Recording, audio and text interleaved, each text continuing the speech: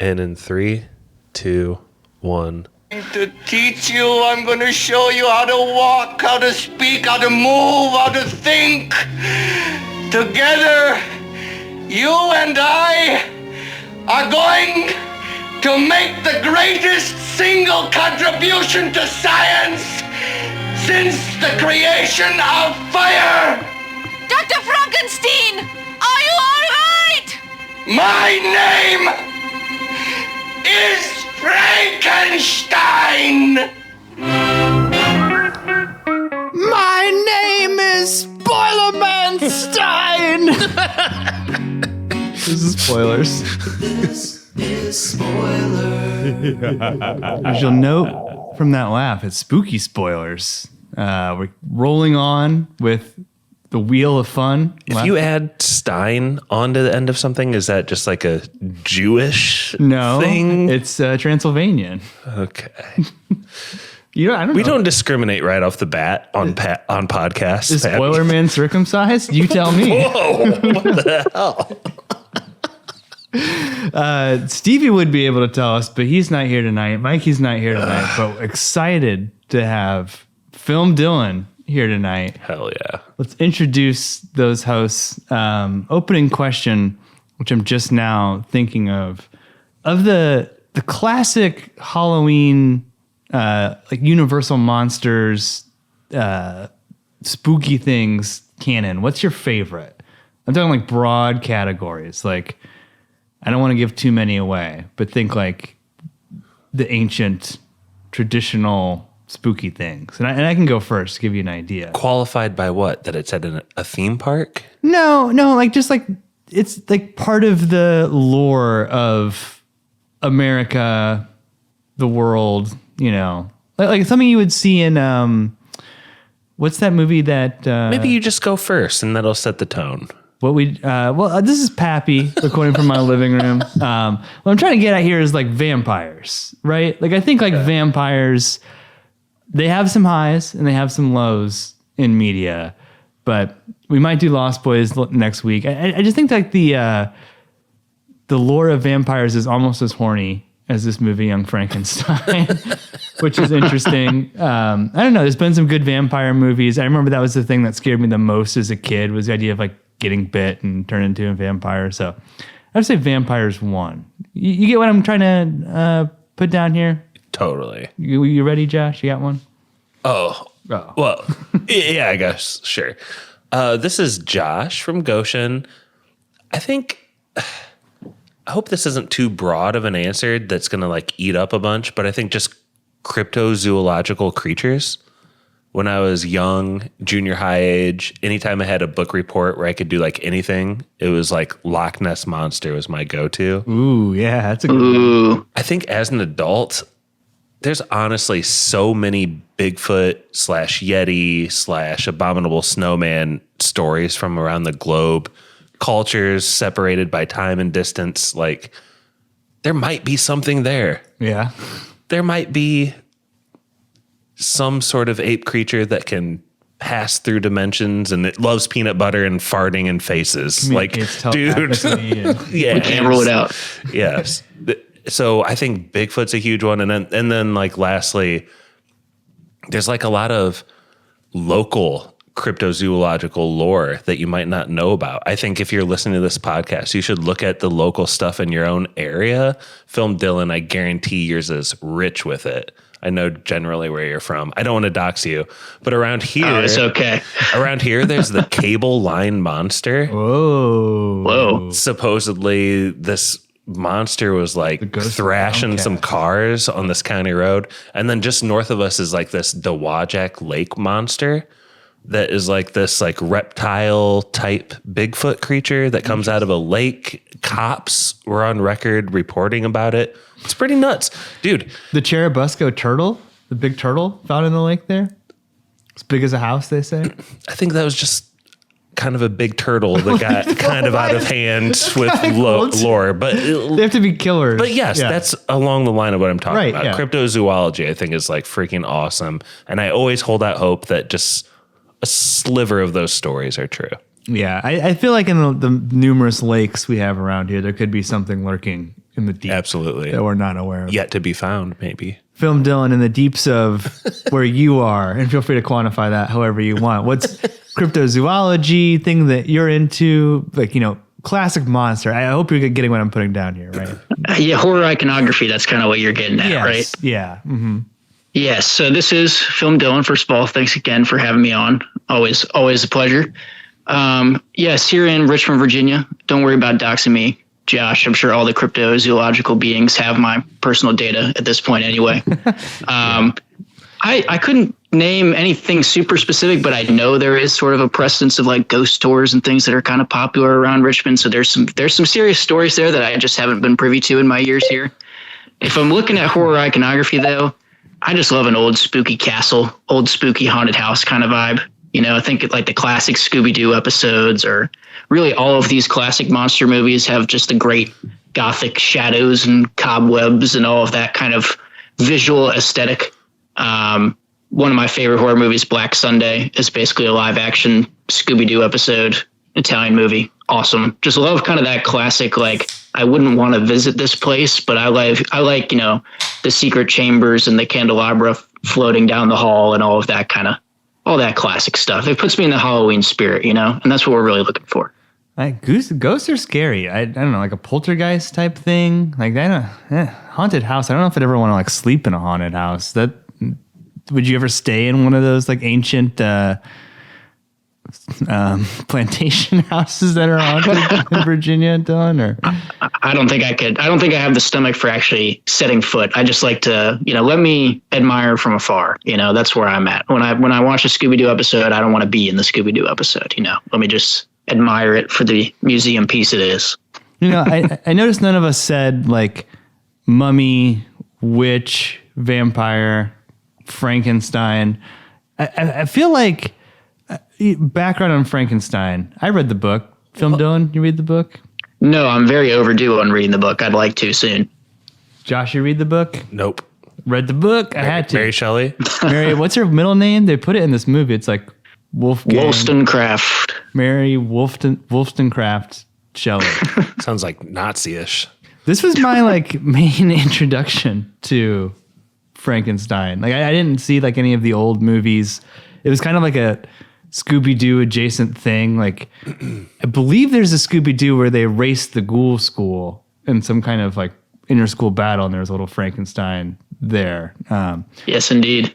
But I feel like we've all seen the image of like the green big monster, right? Maybe with a suit, maybe with bolts coming out of its neck. Mm-hmm. But besides that, I agree. Young Frankenstein is my first like story of this. Film Dylan, had you seen Young Frankenstein before? I had not seen it until about 2 hours ago. Whoa, let's go. Been long overdue on checking this out, especially as somebody who loves the original Frankenstein movie. Again, I haven't read the book, but James Whale's original 30s Universal monster, Boris Karloff Frankenstein. The vibes in that are immaculate. The story's so fun, albeit from what I know, pretty different from the book in spots. But I love the original Frankenstein. And so the fact that I've gotten this far along and not seen this is truly a shame. But we rectified that today, which I'm very happy to have done. Can you tell us a little bit about that OG movie? Yeah, well, it's got a lot of the same aesthetic of this one, and like the big shadows and castles and cobwebs, and just like if you love the kind of production design element of some of these classic horror movies, that's maybe the best example of sort of that era of like Dracula, Invisible Man, all of those. It might be the one that stands above the rest. Bride of Frankenstein is a very worthy sequel too. There's some underrated comedy in Bride of Frankenstein, and to a degree in the original Frankenstein as well. And Boris Karloff is just iconic, kind of sets the tone for the Frankenstein. Like, we don't know Frankenstein the way we do today without his depiction of the classic, like, hulking suit, stitches in the forehead, haircut, all of that is established there. So it's a great October watch, I got to say. Mm-hmm. Yeah, there's a great Big Dumb Movie podcast on Mary Shelley's Frankenstein starring Robert De Niro. He is like one of the most iconic monster characters. Definitely the most iconic in like American folklore. But two things I want to say in terms of this movie, Young Frankenstein, and I've been enjoying like pointing out these broad thoughts at the start of the podcast. First of all, Josh, a Mel Brooks movie. Probably, if not the most famous in the mix of like top 3 most famous Mel Brooks movies. Probably depending on who you like grew up with as parents. But I feel like growing up like in like 20 years after Mel Brooks was in his prime, like we did, everyone's dad loved Mel Brooks. Everyone, like, you know what I mean? Like, So funny you say that. did your family like Mel Brooks? But Mel Brooks is so old. Now he's is he still alive? I think that's the first thing I said to you when I walked into your house. You were listening to some Mel Brooks talking about this movie, and I was like, dude, he's old. He's 99 years old and still alive at the time of That's recording, awesome. I believe. I don't know if there's a lot of spoilers episodes about. First one, I believe. This is the first one. Yeah, we haven't done Blazing Saddles. You couldn't do a podcast on that. Yeah, you can't make that podcast today. I love that you mentioned dads because Jordan, I talked to brother Jordan tonight. First time I've actually talked to him on the phone in a bit. Yeah. And I told him about Young Frankenstein, and we both remembered our dad showing this to us as little kids. Yeah.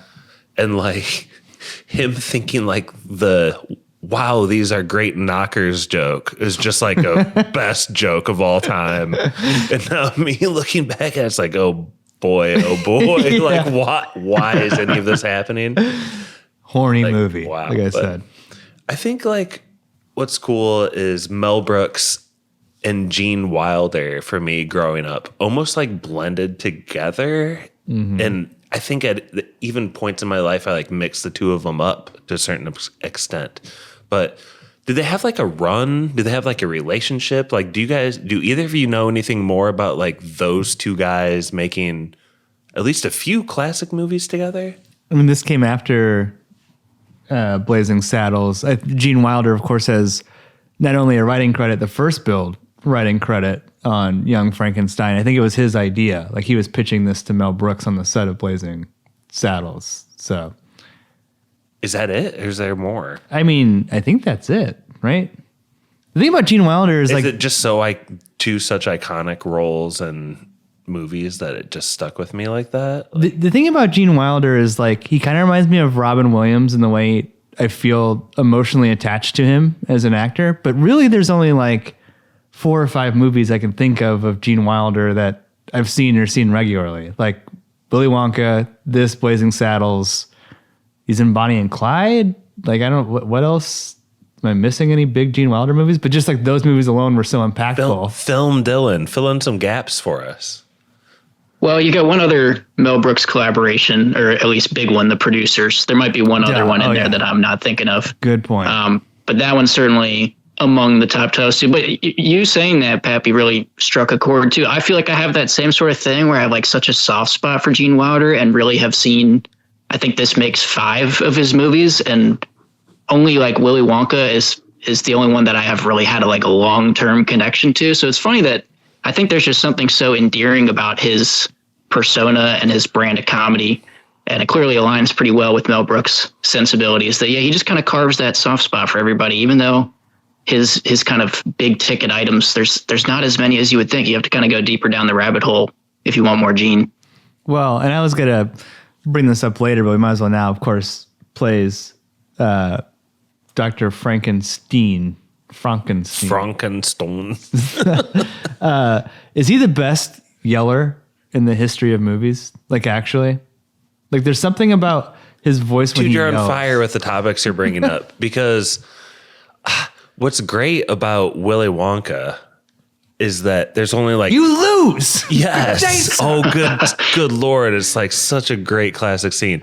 But he only does that like 2 times in that movie. Yeah. Maybe thrice. This...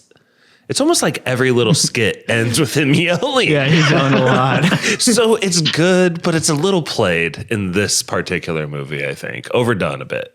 He's got like this voice like no other person. Like no one sounds like Gene Wilder. That, you know what I mean? It's almost like borderline British in the way he like enunciates things, but it's also friendly. Like, I don't know. I love me some Gene Wilder. Last thing I was going to say though, Josh, just back to you quickly. In black and white.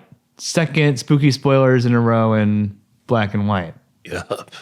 Do you like Mel Brooks as a director? Anything stand out to you? Anything interesting?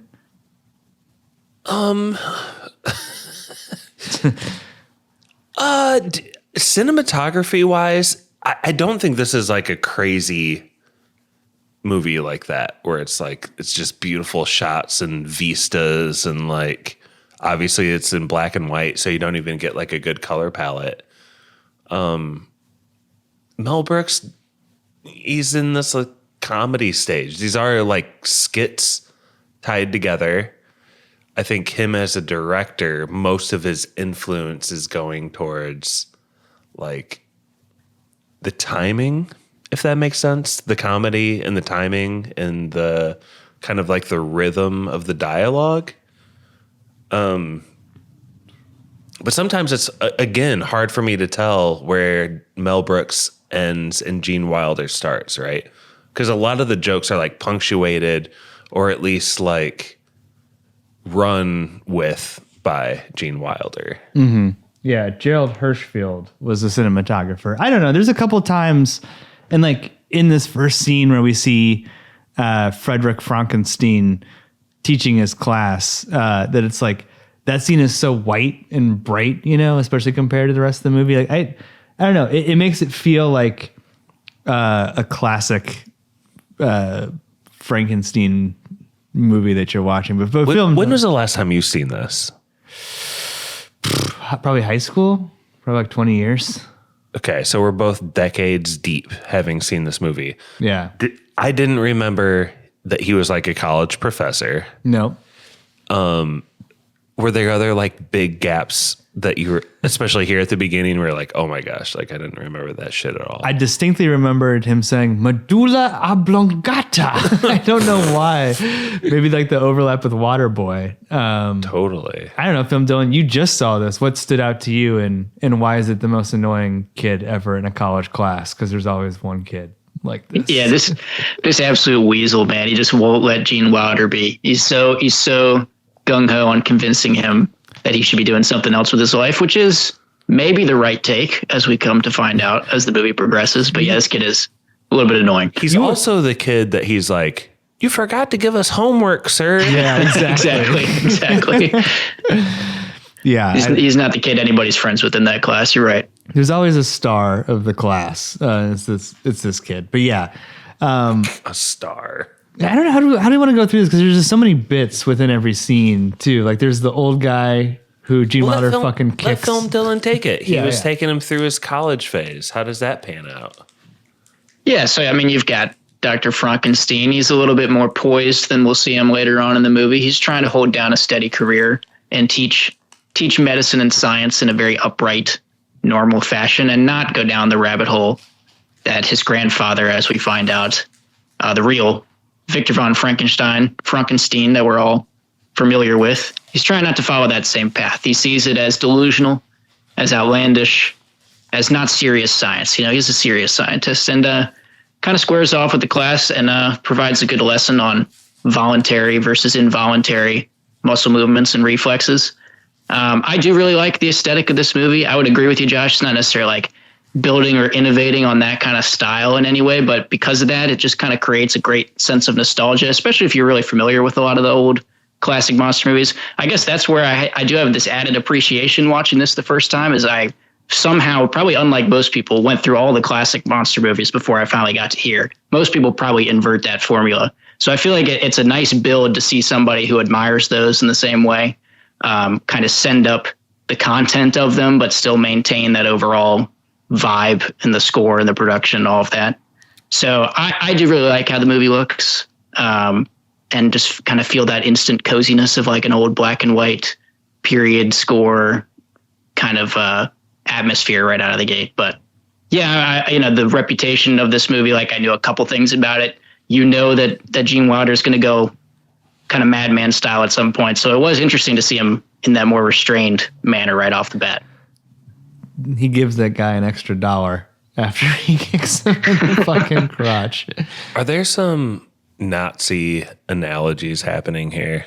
I think the what's his name? The constable, whatever, later, definitely. He is, but this whole idea that like, oh, my great grandfather was like an evil scientist and his work was influential, but like we don't talk about that because it's kind of gross. That's exactly like what the Nazis did with all the experiments they did in the concentration camps. The Japanese did it too, but it's like that's still knowledge that's valuable, even though it was gathered in a terrible way.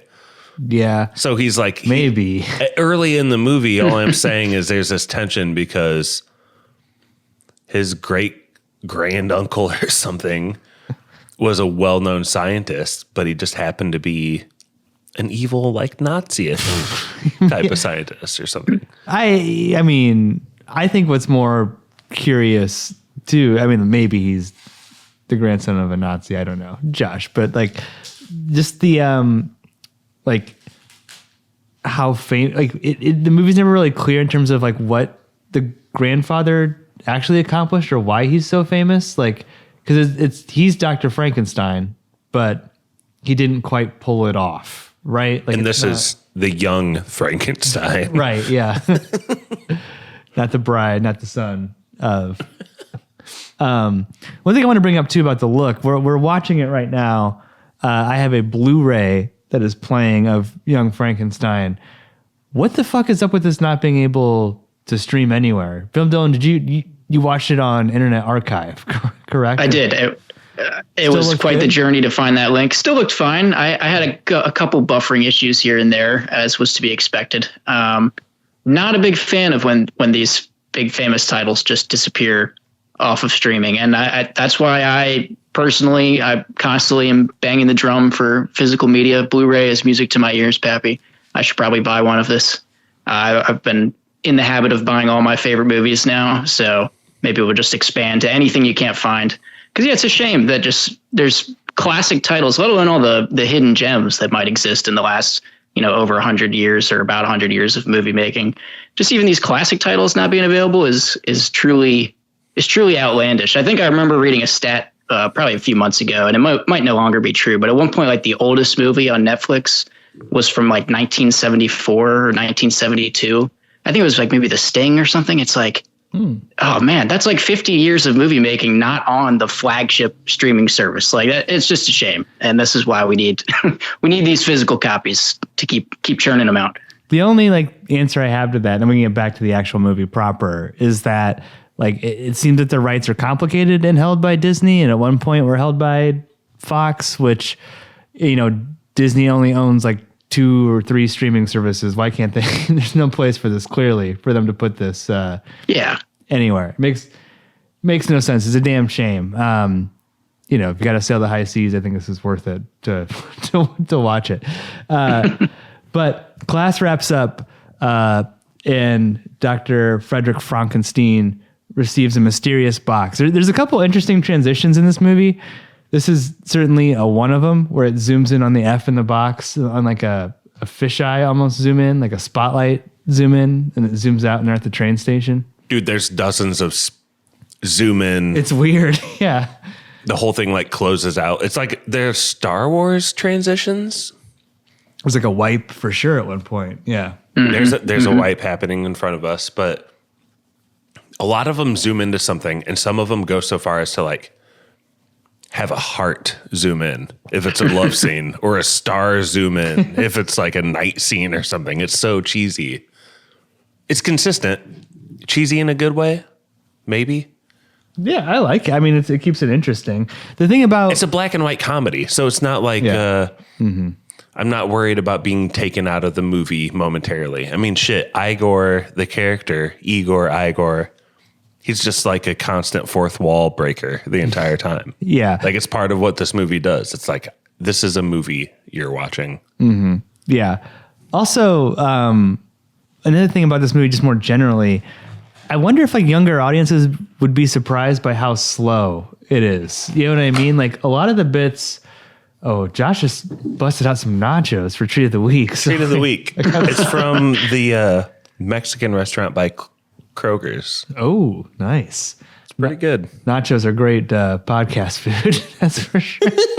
Hey, I'll mute our mics while Film Dylan's talking. Okay. Well, nacho it. Well, what I was going to say real quick was that it's definitely like a slower pace. You know what I mean? Like some of the bits are like long bits that like take a long time to get to them, or like wind up, or like we'll hit the same note over and over. Like it's not this like ADD joke a minute type thing as well. So like, I think, then you throw in a fun wipe every once in a while. It keeps you entertained. Yeah. Well, it segments the skits. Yeah. This is a skit. No, this is the next skit. Mm-hmm. I wish I had the count. I refuse to look it up on ChatGPT, but it's like every transition where they go to pure black or completely wipe the screen, that should be listed. And that's like the amount of like scene sets there are. It's like 20, probably 22. Mm-hmm. Film Dylan, we meet Madeline Kahn as well here in the train station as Frederick is about to head out. Do you want to just maybe talk through the scene and who she is to Dr. Frankenstein? Yes, this is Dr. Frankenstein's fiancée.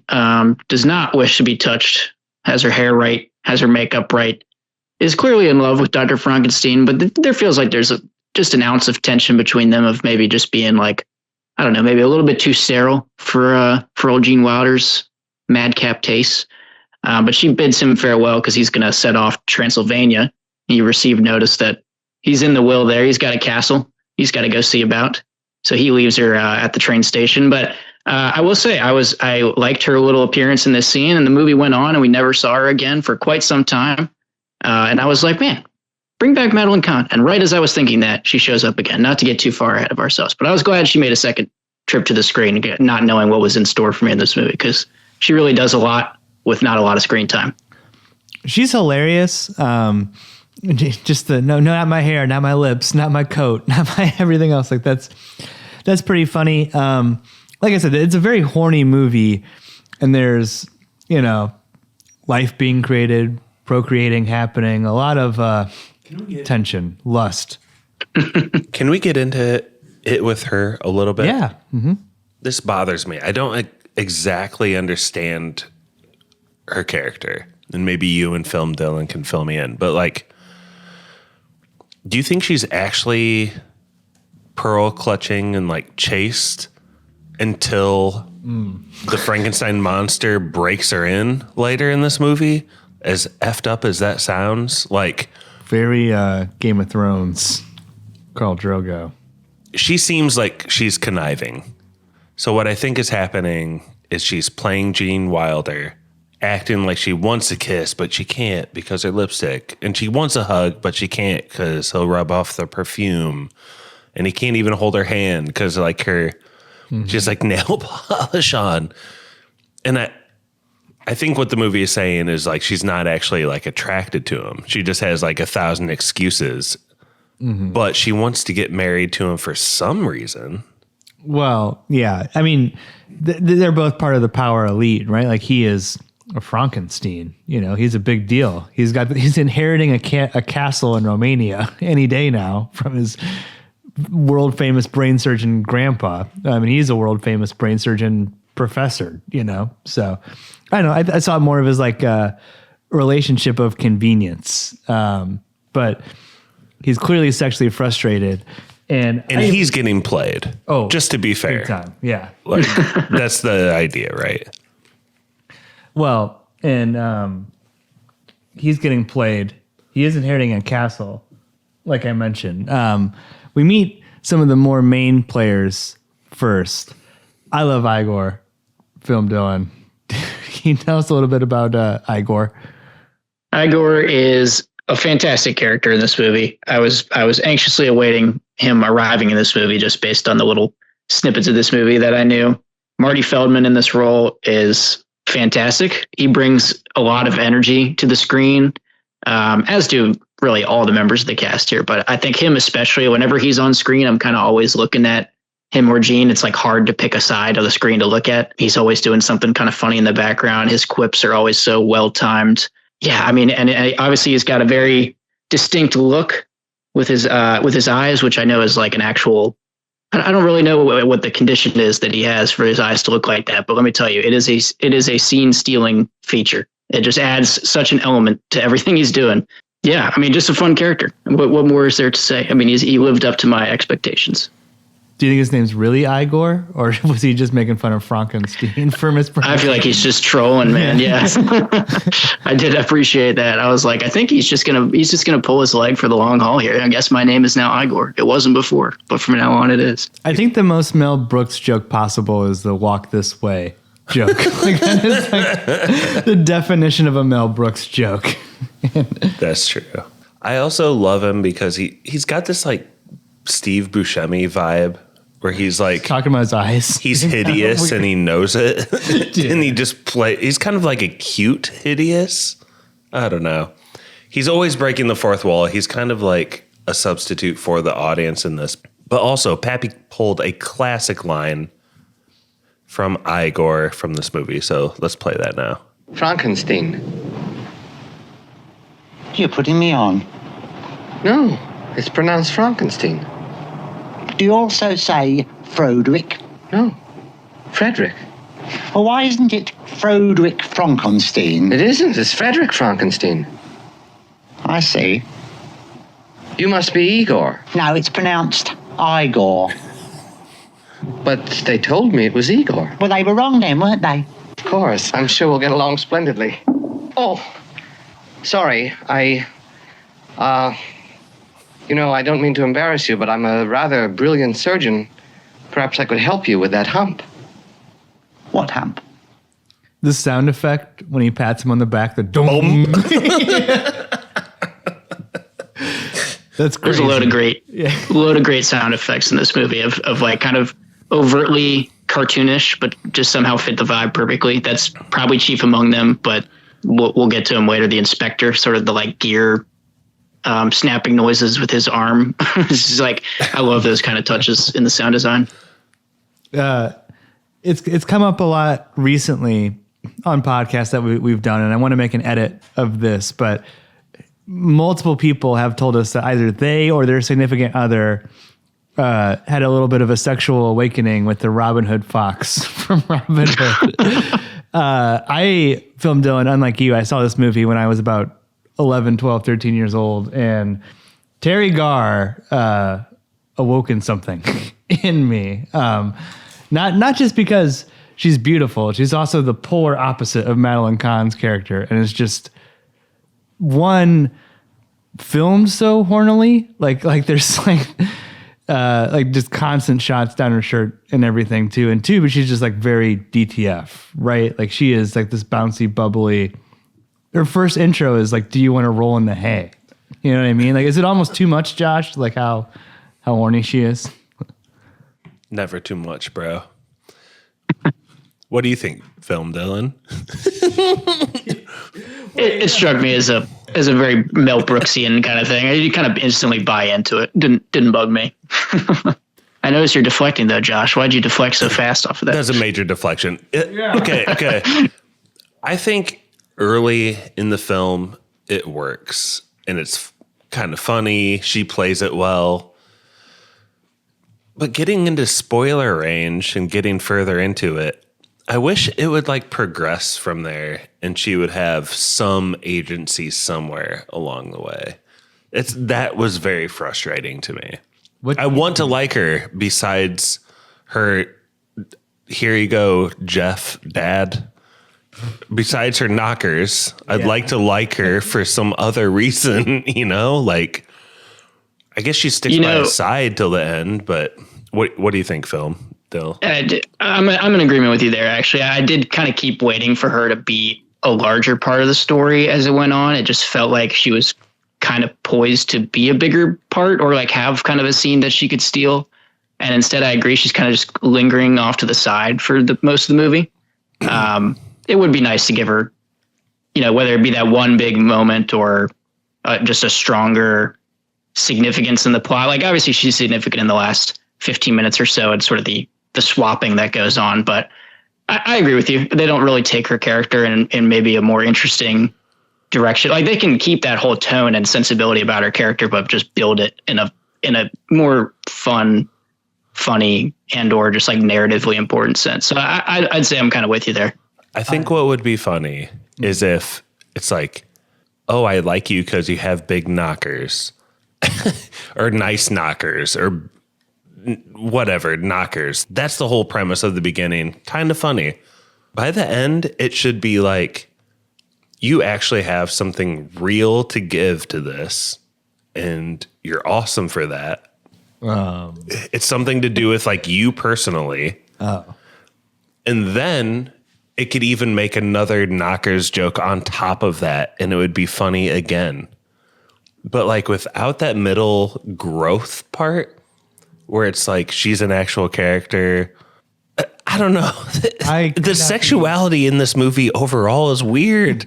I could not be more. There's even more problematic stuff coming up. But yes, Pappy, I could not be more against what you guys are saying. I think she's funny and cool, and I just love everything about her, and I have since I was 12 years old, and nothing you tell me will ever convince me otherwise that Teri Garr is not. Well, I don't want to knock this movie. I don't want to knock what Teri Garr is doing in this movie. She is one of the best parts of this movie, I would say. But I feel like there's a higher ceiling that could still be attained with what she's doing, like just in terms of the plot. Like, I mean, with how much you love her, Pappy, you wouldn't want to see her be like more a part of this movie potentially. Oh yeah, I'd more Teri Garr all the time. That's what I'm saying. I think she's kind of like a sideline character in a way where I was waiting for that one scene that foregrounded her in a more fun way. But instead, she's kind of just like the color commentary throughout. And I guess, you kind of have to have that. That's what Igor is too. But I think both of them could have deserved like one scene that's like their scene, right? Well, someone who gets their scene almost right off the bat when they're introduced is Cloris Leachman. Josh, Moly. Is that what you're thinking, Austin Powers? She's Frau... What's her name? Bueller? Frau Blücher. Tell us about her.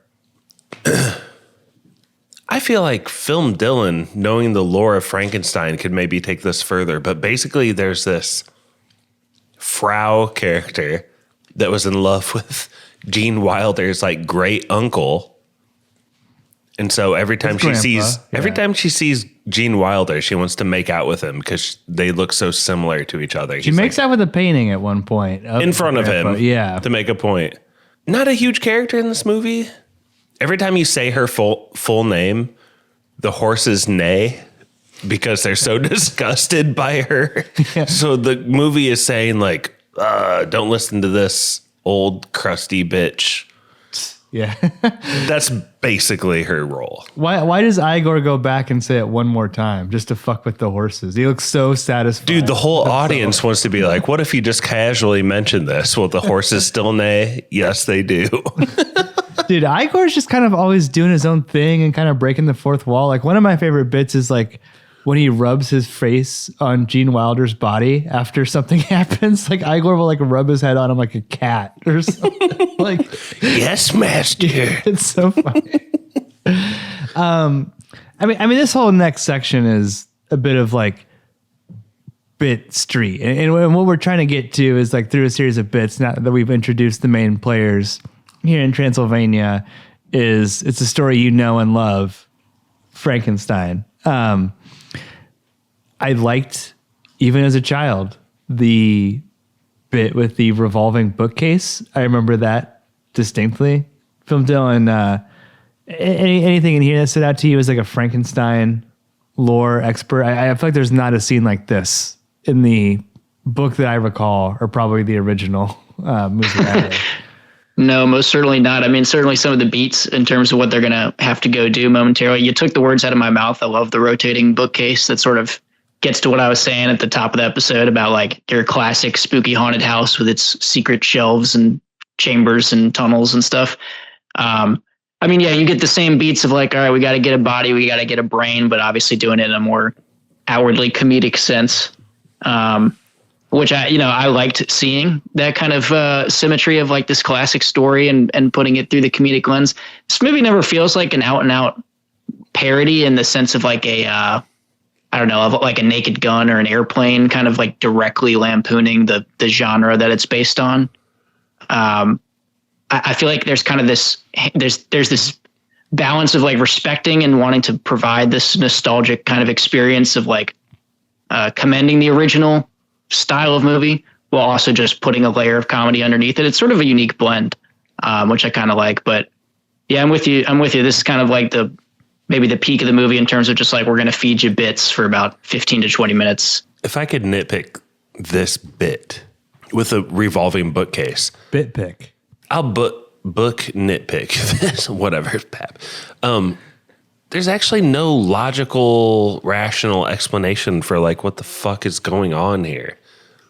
Got the candle half up, goes halfway, you put it back in. Sometimes the candle goes out and it gets lit back up again. Like,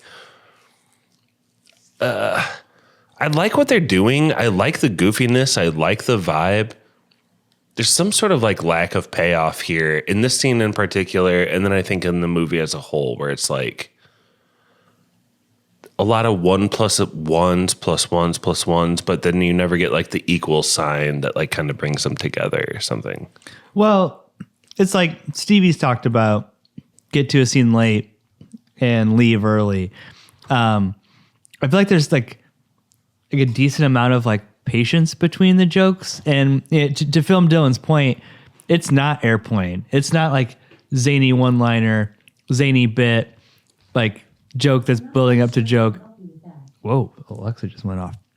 Bit that's leading up to bit. It's leading up to bit.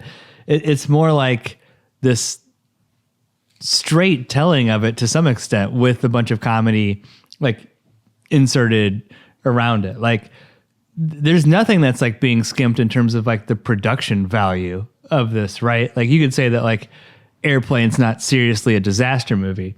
This seriously looks like a Frankenstein movie, from the lab to the castle to like every interior shot. Like, it's in black and white, but I don't know. It feels legit. You know what I mean?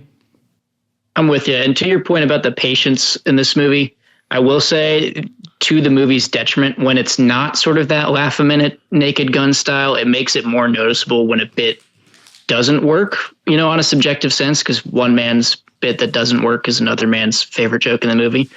But because the rhythm is a little bit slower between the comedic elements in this movie, when you get to one that just doesn't land with you, you're kind of forced to sit with it for a second, as opposed to like a Naked Gun, where it's like, by the time you even register what a joke was, whether you loved it or hate it, it's like the next one has already been thrown at you. You don't get a second to breathe.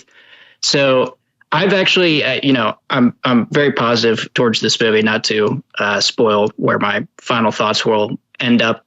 But when you guys first floated me coming onto this one, I was actually a little bit scared, because I have been much softer on the other Mel Brooks movies I've seen. I've seen large chunks of Spaceballs. I've enjoyed it, but I really was not the biggest Blazing Saddles fan, or not the biggest Producers fan. Like, I thought they were all right, but I think it's this exact issue that you're sort of hinting at, or maybe that I'm extrapolating from what you're saying about the timing, is like, anytime there's a bit that doesn't work, it's very noticeable, because we kind of sit in that moment for a while, and maybe this one just, they hit better on just a what hits my funny bone sense than those other ones.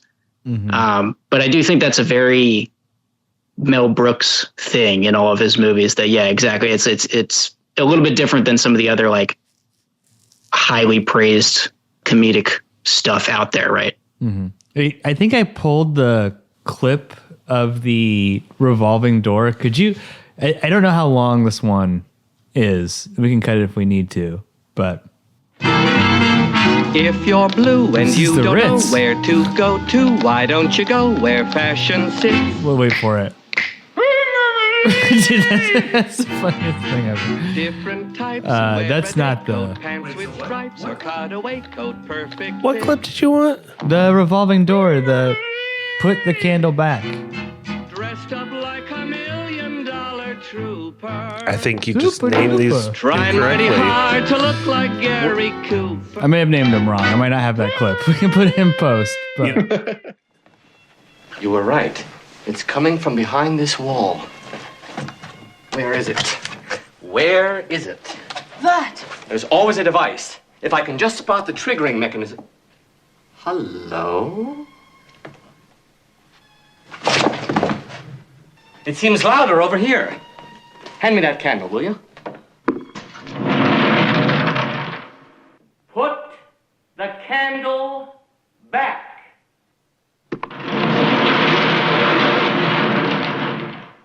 All right? I think I have it figured out out now. Take out the candle, and I'll block the bookcase with my body.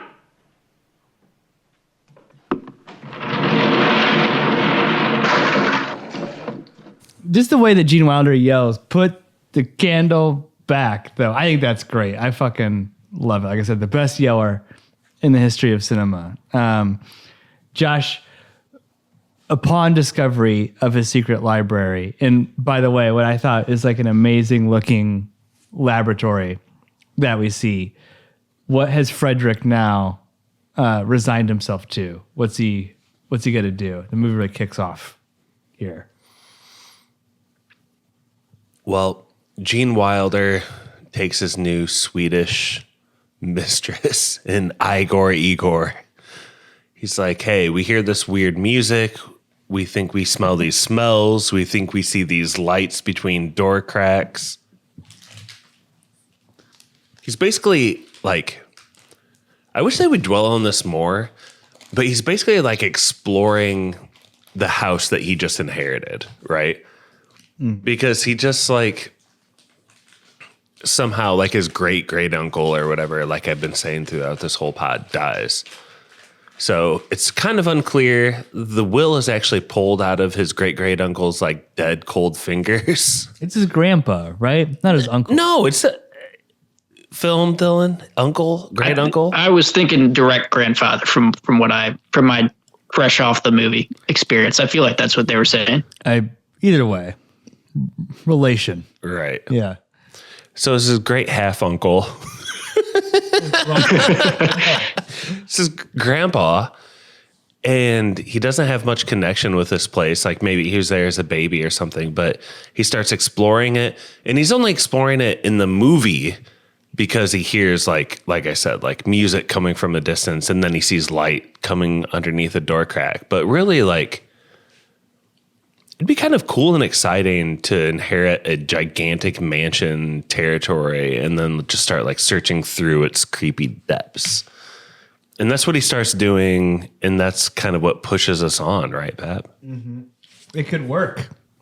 That's what he finds in the secret library. It could work. Little does he know he's being drawn in by a series of clues left by Cloris Leachman to draw him in a lit cigar.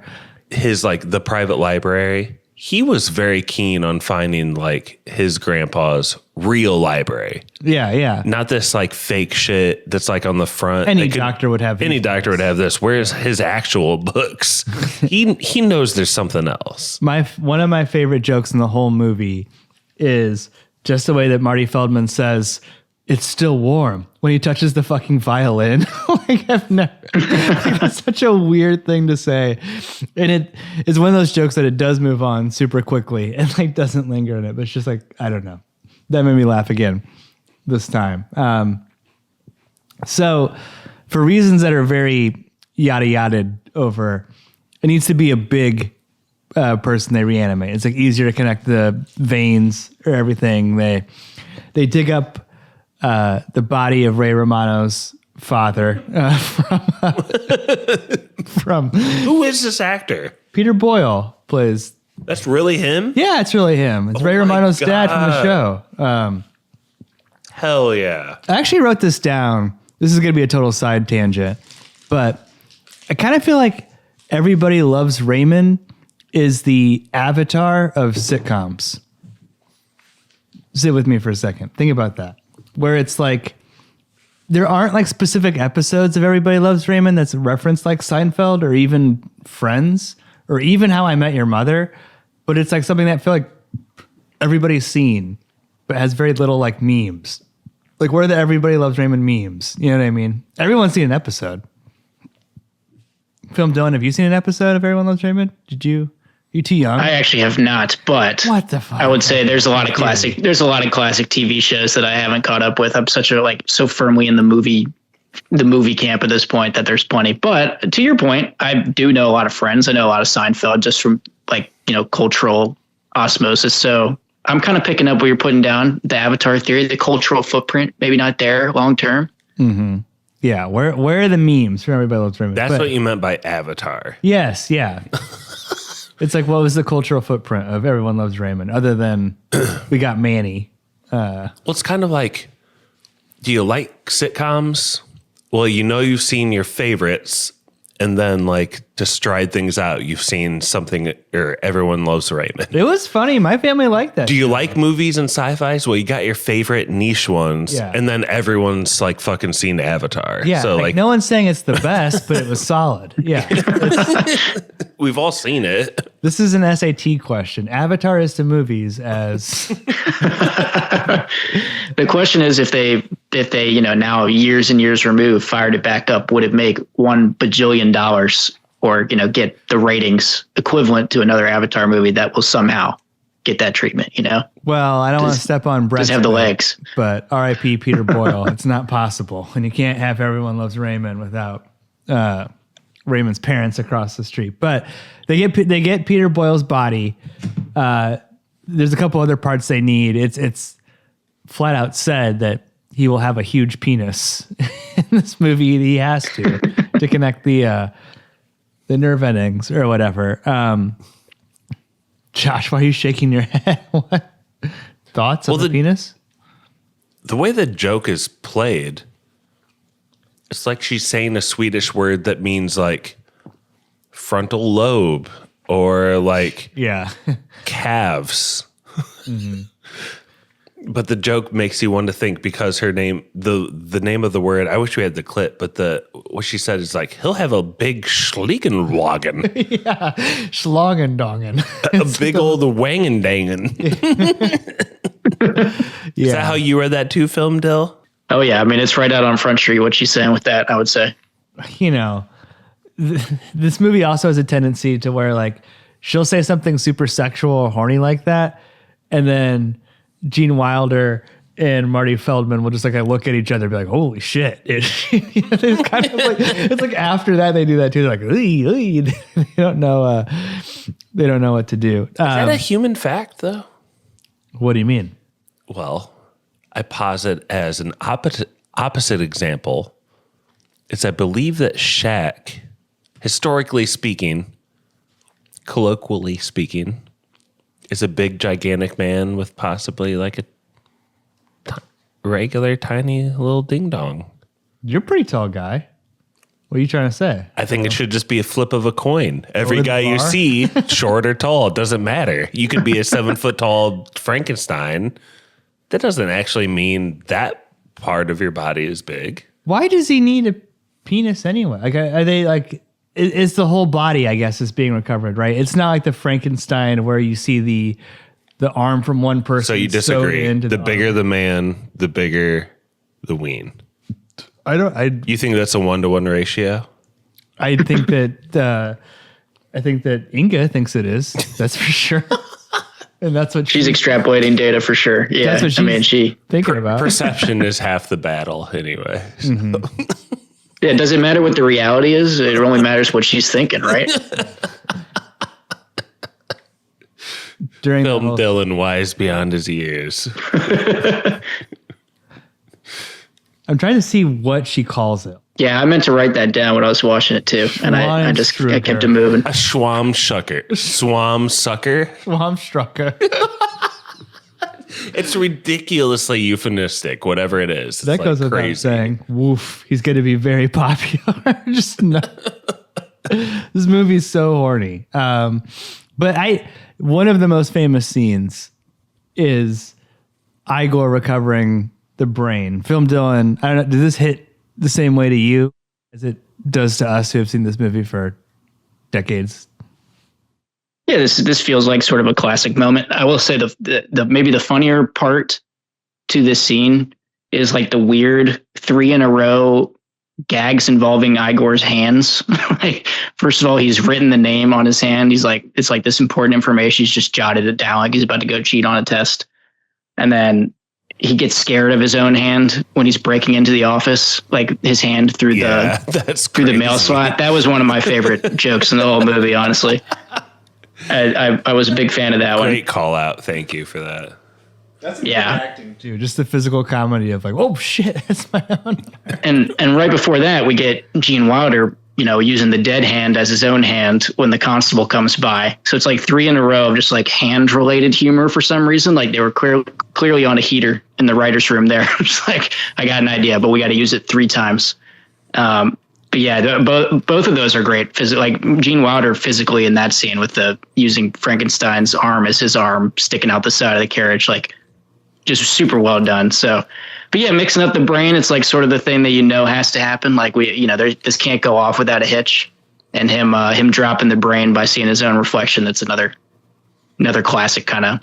Feels a very like I keep mentioning Scooby-Doo. That feels like a very Scooby-Doo-ish type scene. Like this is Shaggy and Scooby trying to get anything done, right? This is a little frustrating to me. Why? I feel like they could enter into a little bit of the horror realm and just actually get this scientist who they think they know into this body. Oh. And then things start to like go awry from there. The fact that like it can't even be a normal human, it has to be an abnormal. Abby-normal. Like that's crazy. Like what do you think they're even saying? What does that mean, Pappy? Abby-normally. What does that mean? Listen, he just needs to be balanced out a little bit. His spinal fluid or whatever they say. I'm not gonna say anything bad about this scene. Like even from the door where it says like, no, I can't let you off the hook. Brain depository, use the drop after 5 feet. Yeah, that was great. A movie 30, 40 years ago, if they're calling a brain abnormal. Oh, he's got problems. Like what? I don't know. I'm not a doctor. Like some brain problems could be. Well, he's autistic. I think abnormal. CTE. He's got a severe case of CTE. This dude was a Packer. He played in the NFL if I've ever seen him. And that tracks. Yeah, look at him. Yeah, he's built like a brick house. Offensive line. Yeah. Hi. Transylvania State University. I think you guys just connected a whole lot of dots in my head because do you remember what the book is called that explains how to make this monster? It's called How I Did It, which is the little known sequel to If I Did It by O.J. Simpson. It's really all coming together right now. Oh man. Tell the truth. I love that. How he did it. It's like making Frankensteins for dummies. Dude, the brain says, do not use this brain on the one that Igor picks. Who is that for? Use it for what? Why is there a brain depository? It's just so. It's also, there's a little bit of a horror aspect in here too. When Igor is looking at these brains that were frozen in time, purportedly, in the sci-fi world. And one of the brains' future is fucked just because he like slips on something and breaks it on the floor. Yeah. It's like the future of this personality, this scientist that could have potentially been reanimated. A saint and scientist. A saint and scientist. Just because there was like a little bit of a banana peel on the floor, it's like gone forever. That's actually kind of... There's more to dig into there. There's a huge scandal at the brain depository the next day. Like, this is a big deal. Who spilled their SpaghettiOs? Who had ramen and left it on the ground? The actual process of reanimating is kind of not played for laughs at all. And Gene Wilder has like a pretty serious monologue as he's being lifted into the sky. And, you know, all the iconography is consistent with at least the general mythos of Frankenstein. Like the lab looks great, the lightning's up there. Yeah, Igor's doing a silly bit where he's disappearing from the roof down to the main floor while tying off a kite. But it's still, I don't know if I'm doing like Gene Wilder yelling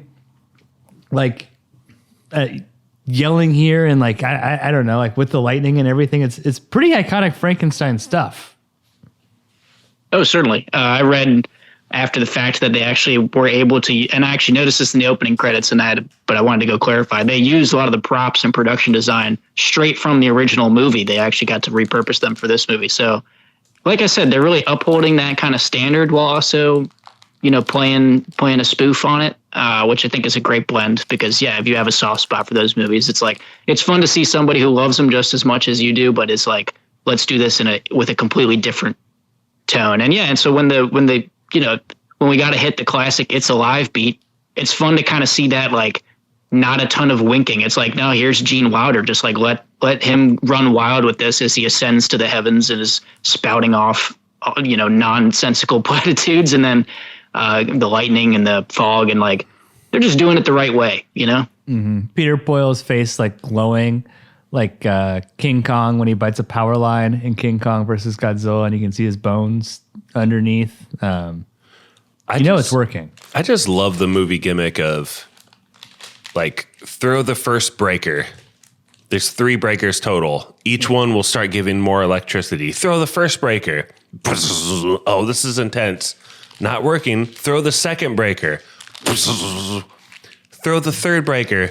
Oh, no, sir. That seems like a bad idea. Not the third breaker. Should we really do it, sir? Like, everyone protesting, throw the third breaker. That'd be the plan the whole time, right? Like, There should be a scene like that in every movie where it's like this crescendo, this, like, things keep amplifying. How can it even get more intense than this? Well, this is how it does. Mm-hmm. Movie does that well. Kind of reminded me of oh, sorry. That's all, man. I was gonna say, it kind of reminded me of The Princess Bride. The machine when they're torturing Wesley, mm-hmm. and then they crank it to 50. It kind of gave me that vibe. Like, we've seen what this thing can do, and then somebody just keeps elevating it. Marty Feldman would fit right into the pit of despair. Like, that's where he 100%. He would be fine down there. There's another bit after it doesn't work, the quiet dignity and grace. Like, I don't know. Like, that's one where you can see it coming a mile away, where he's like, but I handle this with humility and dignity and grace. Then he freaks out and is choking the Frankenstein for not working. But the Frankenstein does end up working. We should say, like, during all this time as well, the town is starting to get a little bit suspicious of this Frankenstein. To say the least. Yeah. I don't know, Josh, you were looking for some of the Nazis earlier. This guy, I gotta look up his name real quick, but the town inspector or whatever, that guy's a Nazi for sure. Like, everything about, he's dripped out in Hugo Boss from head to toe. I think this movie is honestly like Nazis pimping on Nazis. Like, does it make any difference to know? And I knew I wrote this down. That his name is Inspector Kemp. Like Sean Kemp, baby? Yes, Sean Kemp. The bit with Inspector Kemp is, like, at any point where they can use a comedic sound effect with his metal wooden arm or whatever, they use it. You know what I mean? Like, be it knocking on the door, they use it as a battering ram at one point. Like, classic. He sticks, like, I think he uses it to light a cigarette. Like, he just lights it fucking on fire and lights a cigarette at one point. He sticks darts into it. Like, I don't know. I kind of wish this guy almost had more screen time, or was like more of a villain. I'm 100% with you. I like his physical body control of the way he just, like, whips his arm around in such an unnatural fashion, especially like the first scene that we get with him. I could have just watched that all day. Like, just the snappiness to it it's so funny, but also kind of impressive to me. Also, with how we're talking about him as Nazi-esque, we'd be remiss. I forget the actor's name, but he does play a Nazi in The Producers. He's the Nazi playwright that shows up in The Producers. So maybe a little bit of a wider Mel Brooks cinematic universe connection there. Yeah, he's got his own little troupe of actors. Like, I think Cloris Leachman's in more than one. Like, I don't know. There's a lot of people who are in like a lot of Mel Brooks movies. I love the sound effect that Inspector Kemp makes to, like, mimic dart throwing, like, by just using his metal arm against his body. Like, thwack, thwack, thwack, thwack. What a weird part of his character arc. He's like a typically upstanding cop with a wooden arm, but he wants to cheat at darts real quick. That's a Columbo tactic, if I've ever seen it. He's like, just one more thing. Psychological warfare to just beat your ass in darts. When I came in, I heard a violin playing in the basement. Could you? I haven't heard that song in 15 years. So if you hit that little green spot in the 20s, it's like half a 20. What do you get? Is this next part from Dylan after the monster, not Frankenstein, is freed. Is this more reminiscent of the original? Because I feel like, isn't there a bit where he like interacts with a little girl even in the book? I feel like.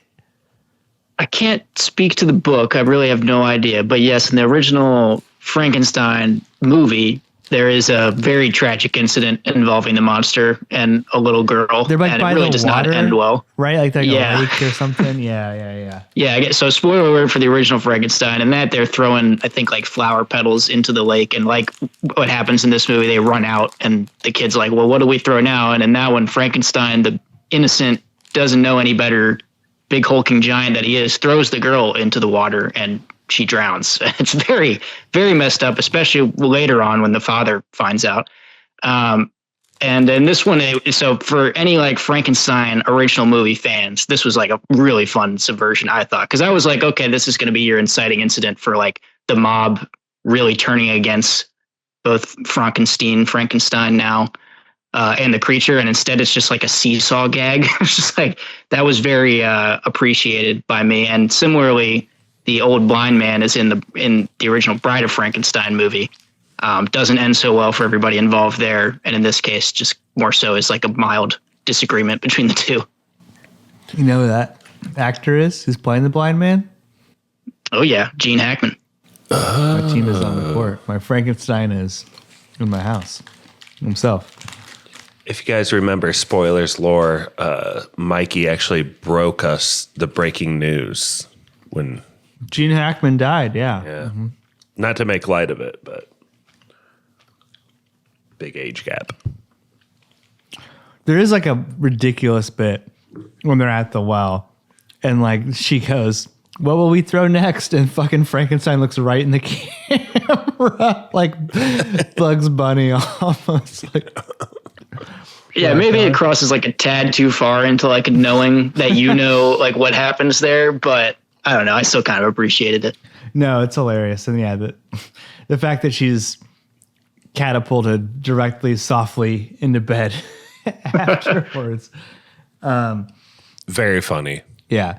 So I don't know. There's like a series of times, like multiple times, they're able to lure Frankenstein back with the violin. I even remember being a kid, I thought Gene Wilder was like unrecognizable in this disguise when he was like playing the violin and luring Frankenstein, and looks nothing like him.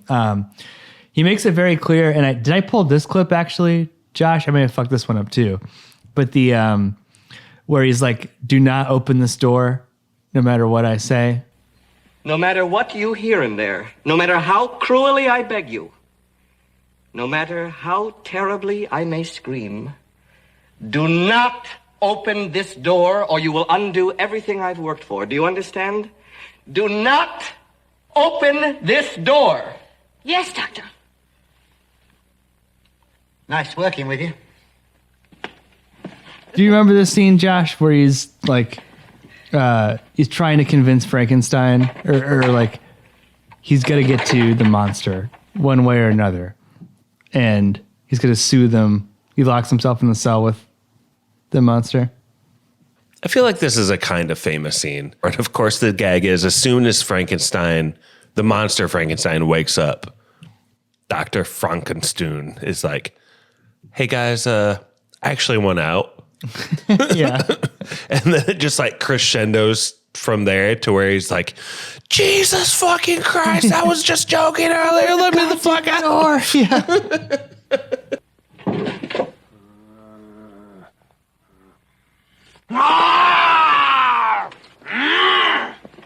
Let me out. Let me out of here. Get me the hell out of here. What's the matter with you people? I was joking! Don't you know a joke when you hear one? Jesus Christ, get me out of here! Open this goddamn door, I'll kick your rotten heads in! Mommy!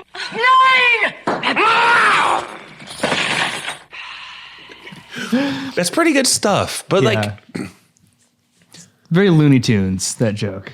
it's also just goes to show how skit-like this movie is. Oh, yeah. Mm-hmm. One skit to the next. This skit's bit is that don't let me out. but then I won out really quick. How funny can we make that? Let's stretch it. Do more takes. Like, I don't know. Maybe I'm cynical, but that's kind of how I see this. The thing about that scene is like the part that makes me laugh the hardest isn't even that, which like, I don't know. Like I said, it's very Looney Tunes. Like I feel like I've seen Bugs Bunny do that exact bit, which a lot of Mel Brooks stuff is very Looney Tunes. But when Gene Wilder is resigned to his fate and he turns around and you can see his mind calculating. And like, again, it's like kind of a slow movie. There's 3 or 4 seconds of him like processing and he goes, "Hello, handsome." Like he's just like, okay, I've just got to go with this this approach of like being kind to the monster. You are a god. Like you're this handsome thing. And by the end of the scene, you know, I don't know. Again, it's like there's almost like it stops being about the laughs for a second, right? Film Dylan, it becomes genuinely kind of like sweet in a way. Yeah, Dr. Frankenstein gets a little bit more paternal here. He's like, all right, you know what?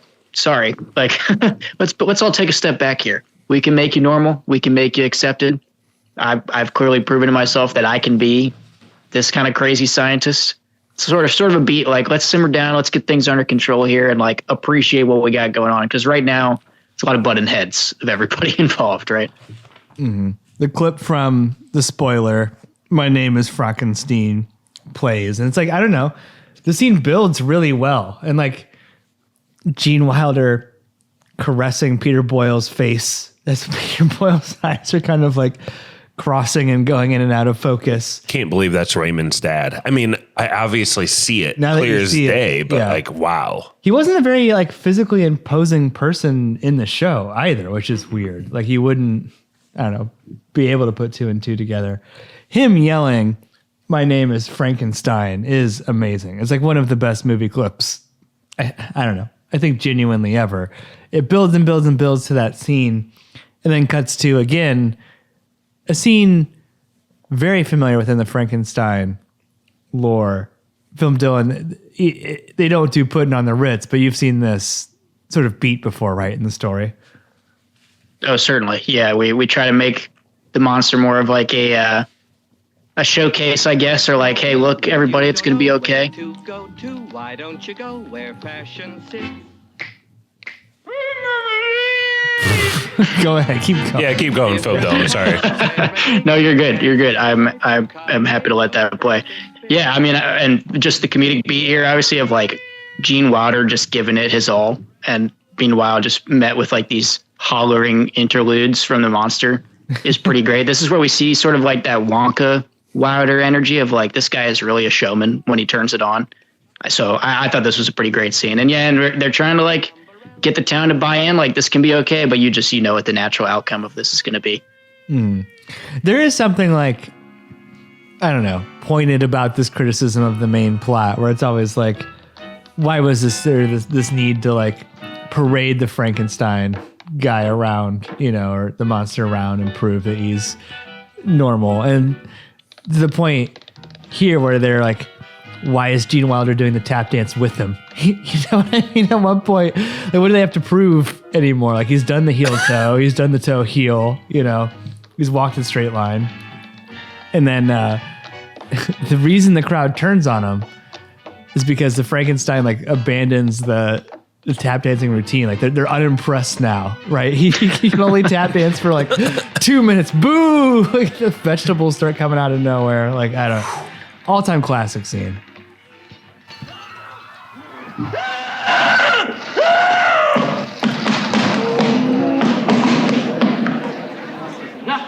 Nothing, I tell you.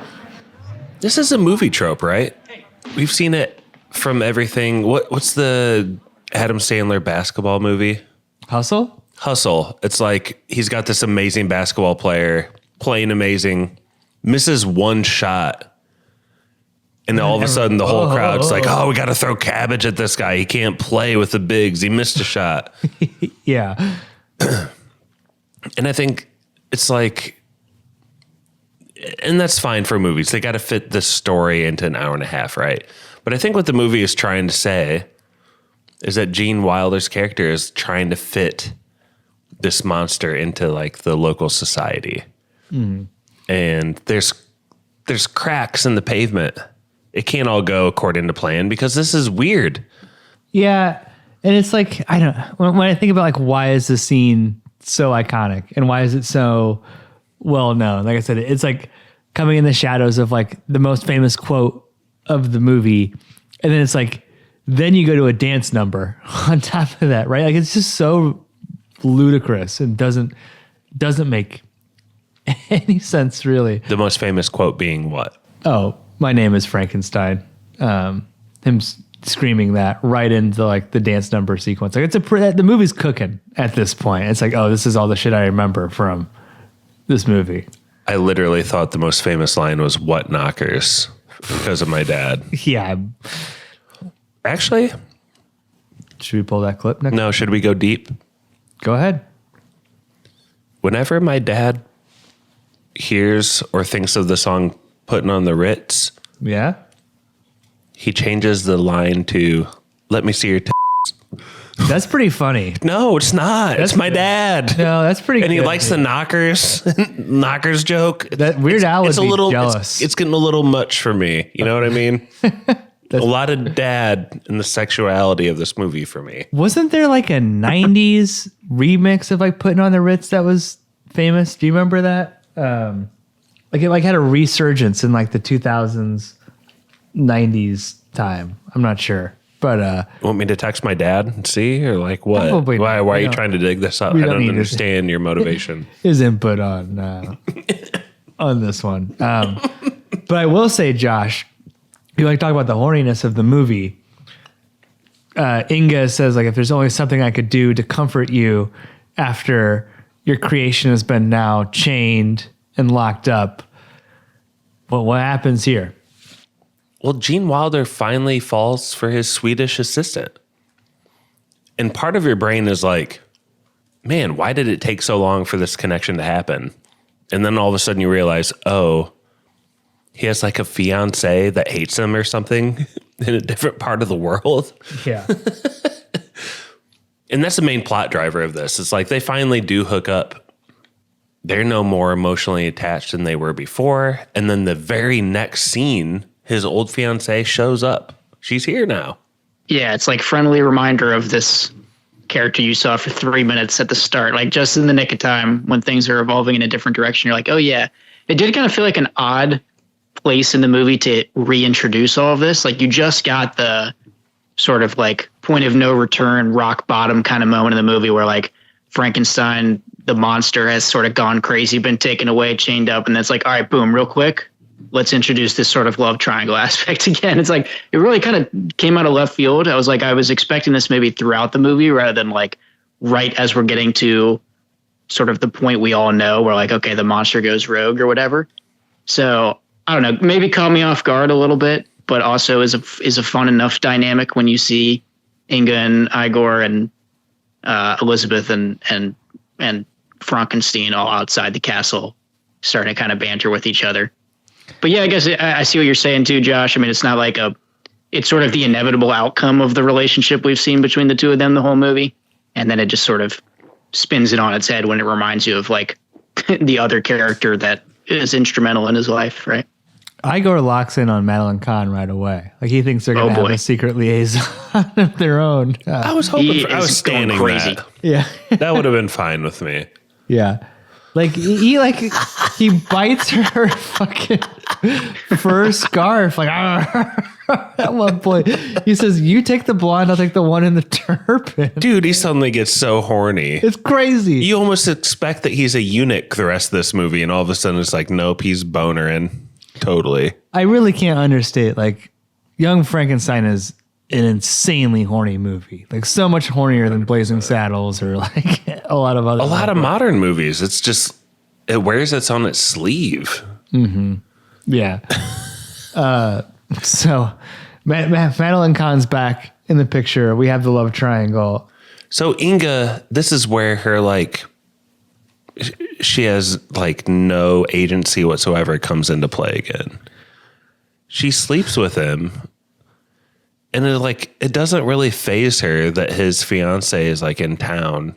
She doesn't really understand the situation.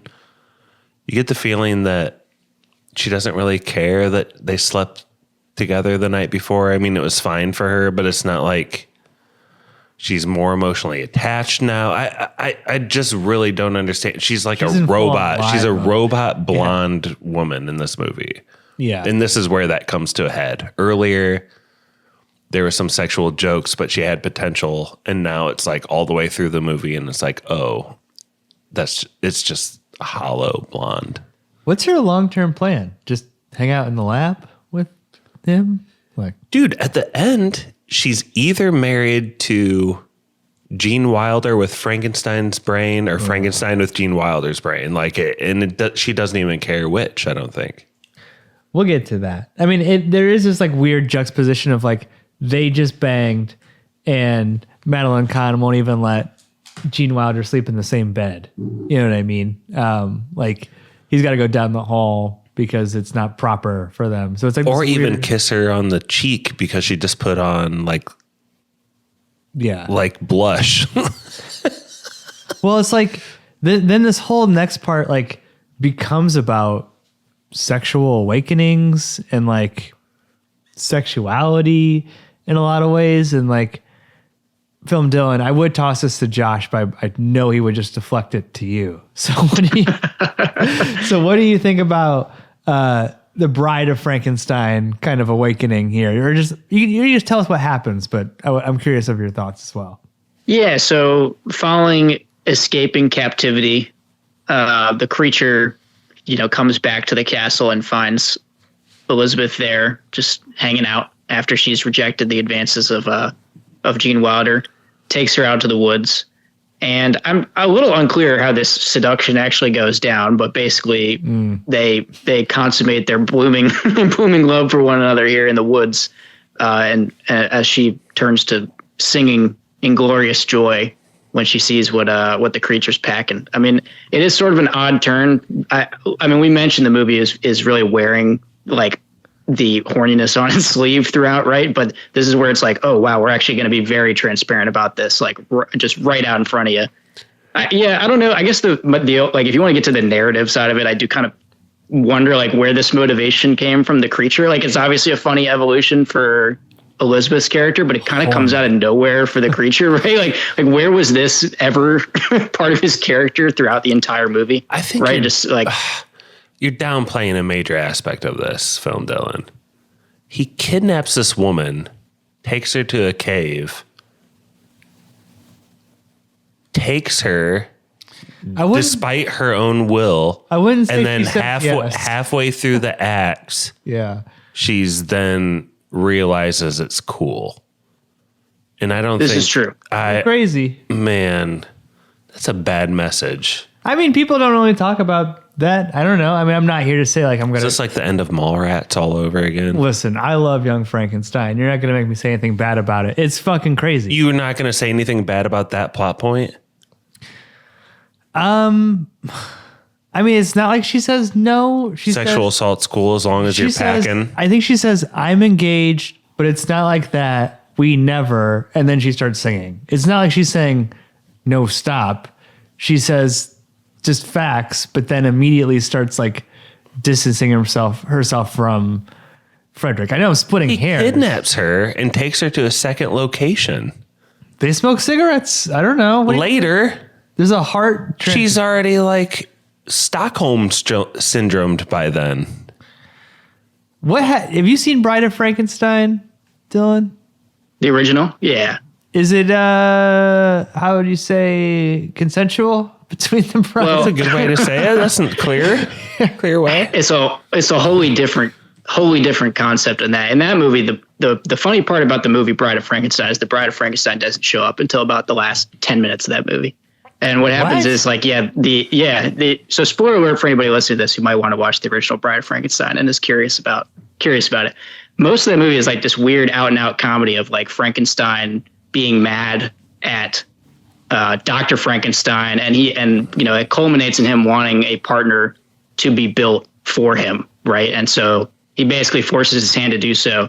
And then kind of the like twisted, sad tragedy at the end of that movie is that when the bride becomes alive, like she too is repulsed by Frankenstein's monster and like just looks at him and can do nothing but like scream and be disgusted by him, which is like really sad. Actually, it like ends on a very, very sad note, that movie.